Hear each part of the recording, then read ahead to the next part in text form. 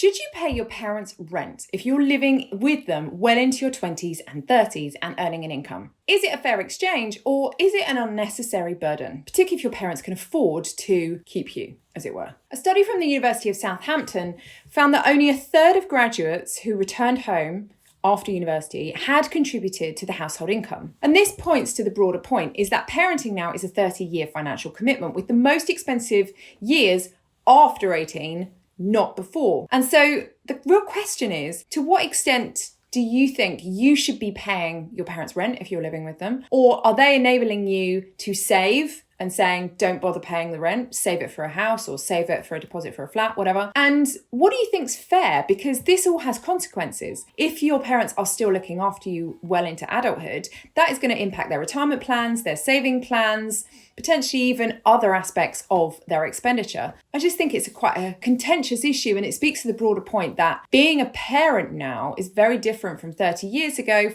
and especially, frankly, 50 years ago, because it used to be that children were a net benefit. They would contribute to the house or maybe the farm. They would be an economic contributor to the household. Now, by and large, they are an economic drain. What do you think?